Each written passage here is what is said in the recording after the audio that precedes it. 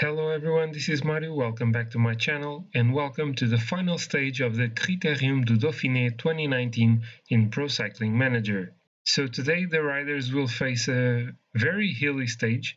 It's quite short, only 109 kilometers long. So we come to this final stage of the Dauphiné with Chris Froome leading the general classification. He is 1 minute and 21 seconds ahead of Tom Dumoulin. And almost 3 minutes ahead of Steven Kruijswijk. My team leader Adam Yates is currently 4th in the GC. He's 37 seconds behind Steven Kruijswijk, so he's going to have to work quite hard and have a good day to take that time back from the Dutch rider so that he can achieve the top 3 finish that I was aiming at in the beginning of this race. So the riders are now departing from Cluses. Today I'm going to put one of my riders in the breakaway. I'm going with Nick Schultz, but the aim is only going to be in a good position to help Adam Yates later in the stage. So a breakaway group has assembled already in this stage. They are now 1.7 kilometers away from the top of the first climb of the day. It's a category 3 climb. And we have Warren Barguil going to the front of the group. He's probably going to be attacking the KOM points, and there he goes. He's attacking. I don't want to drop a lot with Nick Schultz. Let's keep a pace at 85. It's still too early in the stage. I don't want to waste too much energy.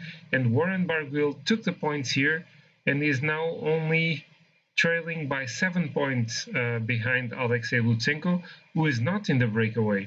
So he's really risking losing the mountain classification in the final stage because he's not going in the breakaway. It's kind of a weird decision. So in the breakaway, we now have Guillaume Martin attacking for the KOM points. He's being followed by Gorka Izagirre and José Gonçalves, but Warren Barguil is going to try and take the points again. This section is really steep, almost 18%, and it's José Gonçalves taking the top points here in this category 2 climb. But still, Warren Barguil is now 4 points away from the lead of Alexei Lutsenko in the KOM classification. And the pace has been so high that Nick Schultz is already dropping from this group. Is completely exhausted, is almost out of energy. Even just trying to keep position at the moment is really in the back of this group. There are 28 men here. There are a few more behind. Well, now Nicolas Zede joined the group, so there are 29 men. They are again attacking for the KOM points. It's going to be Warren Barguil, but José Gonçalves is also taking points, and Michael Woods as well. So now Barguil is only 2 points behind Alexei Lutsenko.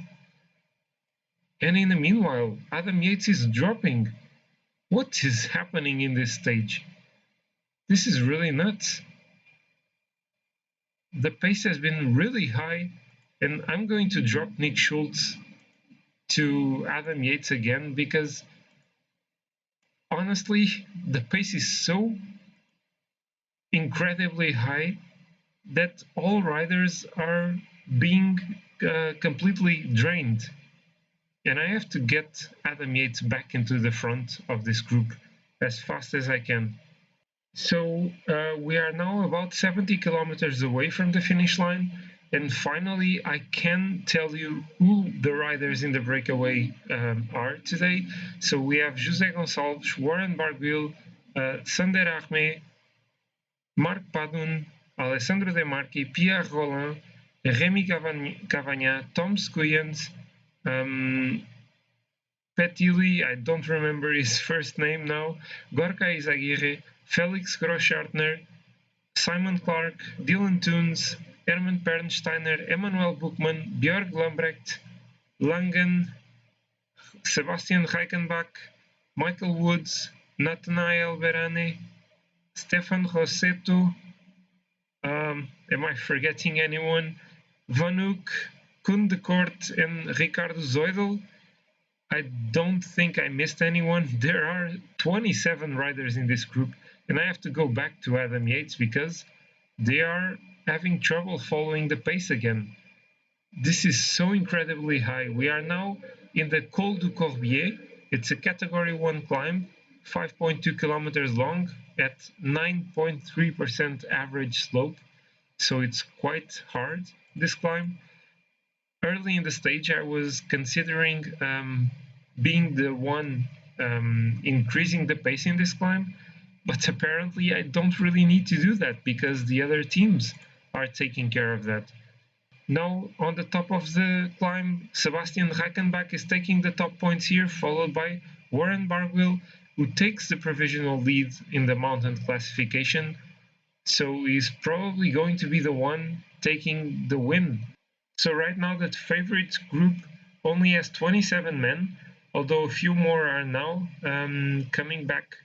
So there are 37 men now. Adam Yates, so I still managed to keep most of my team members in this group. Only Luka Mesgek was dropped earlier. But the pace so far has been really, really tough to keep up with.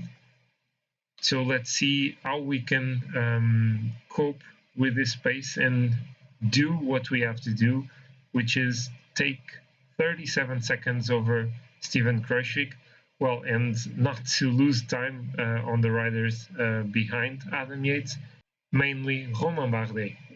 So now in the front of the race, the 13 men in the first group are closing to the top of the Pas de Morgan. It's a category 3 climb. Michael Woods is going to take the points here ahead of Langen. So now Woods is 14 points behind Warren Barguil. And I think this is in the end of Warren Barguil. There are only 12 points, I think, until the end. And unless Alexei Lutsenko does something from the peloton, this is going to be for Warren Barguil. So we are now in the final category 1 climb of this day. I'm going to have to try something with Adam Yates here. The pace is really high at the moment. I'm going to put Jack Haig protecting, well, I don't know if he's protecting Adam Yates or not, but I'm putting Jack Haig protecting Adam Yates. Actually, I don't know. Yeah, he's really in the back of the group. I don't know how this happened, but I'm going to try an attack with Adam Yates now. Let's try to attack now. Let's see if someone is going to follow the attack of Adam Yates. Romain Bardain is following, Julien Alaphilippe as well. Let's try to relay with them, but everyone else is following. So I only managed to drop my teammates actually.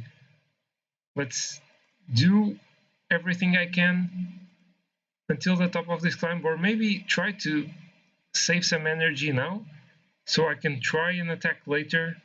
Steven Kruijswijk is still in this group. So let's try it in a few more moments. Let's have Jack Haig protecting Adam Yates now. And let's try to attack now and leave the others behind. Let's see, can we open a gap here? We did open a gap here. So let's try to attack now. Let's relay at 90, try to recover some of the energy. Steven Kruijswijk is in the group with Chris Froome. Let's see if Jakob Fuglsang gets close to us. And then maybe we can try to work with the Danish rider until the end of the stage. Let's try and do something here. The others are really close. It's only 20 seconds between the two groups. They are going to catch us back. 6 kilometers to go still. And yeah, this was not a good move by Adam Yates. I had to try it, and now Romain Bardain is attacking, and I cannot follow that attack. I don't have the energy to follow the attack of Romain Bardain, and he's going to take the 4th place from us in the GC. Kruijswijk is here. Where is Romain Bardain? Is he still in this group? He's leading this group with Tom Squillens, Armé and Padoun. I still have Adam Yates here. We are 2.5 kilometers away. I need to try something again. Let's try and, well, let's attack now again. Actually, Chris Froome is also attacking. Let's follow his wheel. I don't know. Let's sprint now. This is not going as I expected. Kruijswijk is still here. I'm actually being dropped now. And this was terribly executed. Oh, and Romain Bardain finished ahead of us. And he managed to get back his 4th place. And so I think I will finish 5th with Adam Yates after this stage. Dylan Teuns took the win ahead of Michael Woods. Warren Barguil was 3rd, and I think he managed to win the mountain classification.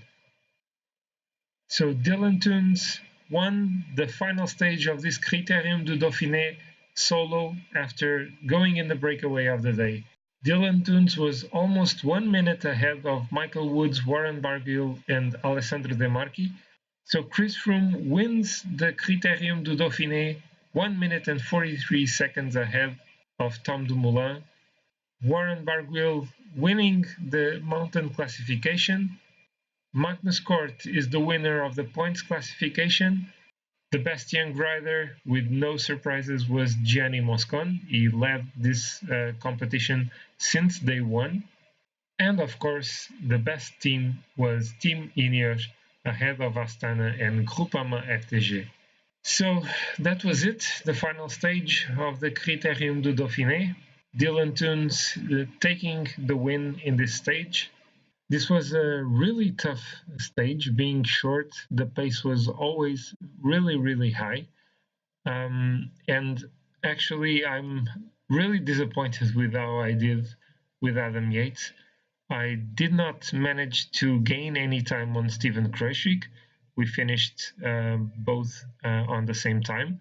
And actually, I lost 50 seconds to Romain Bardain, who was only 10 behind Adam Yates in the GC. So in the end, in the GC, Adam Yates only managed 5th. So I did not get my goal of a top 3 finish with Yates. It was not a terrible race. I was ahead of many of the favorites for this race. Thibaut Pinot, Fuglsang, also Nairo Quintana and Richie Porte. Richie Porte finished only 14 minutes behind the winner Chris Froome, who dominated this race completely. I'm also a bit disappointed that I did not get any stage win in this race. I really wanted to win at least once.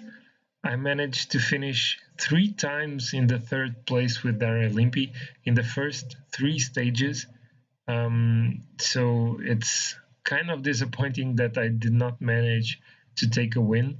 Also, in my little challenge with Wooty 01, well, at least I lost in the stage win part. I didn't get any. He won 1 stage with Air Olympi, I think the first.